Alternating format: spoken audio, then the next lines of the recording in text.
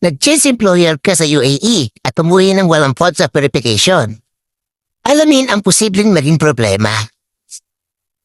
Kabayan, kung may plano kang umuwi ng Pilipinas matapos mag-change employer dito sa UAE, piniisip mong doon na lang sa Pilipinas ipaprocess ang iyong sa verification dahil syempre may online system naman. Bago mo gawin yan, pakinggan mo muna ito. Ang magandang balita, sa ilang sitwasyon ay maaaring isagawa ang online sa ilang bahagi ng proseso ng contract verification.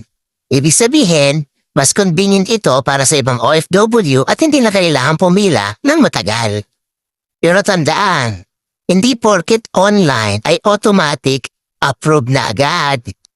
Kapag may kulang sa requirements, may mali sa kontrata, hindi tugma ang impormasyon ng employer, o may hinihinging karagdagang dokumento, maaaring ma-delay ang proseso.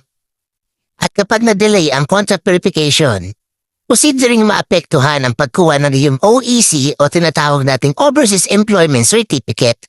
Alam naman natin na mahalaga ang OEC para sa ating mga OFW na babalik sa kanilang trabaho dito sa abroad. Kaya bago umuwi, siguraduhin may kopya ka ng mga sumusunod na ito.